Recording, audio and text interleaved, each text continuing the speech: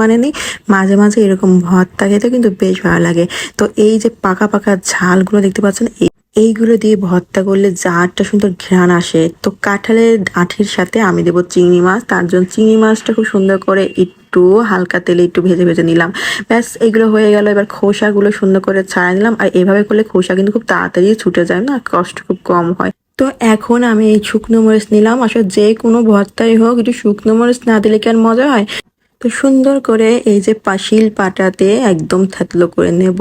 আর এটা কিন্তু সিদ্ধ করলেও খুব ভালো হয়, কিন্তু সিদ্ধ করলে একটু আঠালো হয়। যেহেতু আমার বাবু সোনা ঘুমাচ্ছে আর তাকে রেখে তো আমি ভিডিও মেক করতে পারবো না, তো কি করব, আমি যখন কাজ করি তাকে এভাবে সামনে রেখে তারপরে আমি রান্নাঘরে আসি। কারণ আমার একা একা বাবুকে আমি রাখতে চাই না, বা আমার ভালো লাগে না, ভয় লাগে, চিন্তা লাগে। আচ্ছা এটা নড়ানড়ি করে কিনা সেটা কাজের ফাঁকে আমার দেখা হয়ে যায়। তো ওই যে এখন চিংড়ি মাছটা এখানে দিয়ে দিলাম, আর সাথে ঝালগুলো খুব সুন্দরভাবে একদম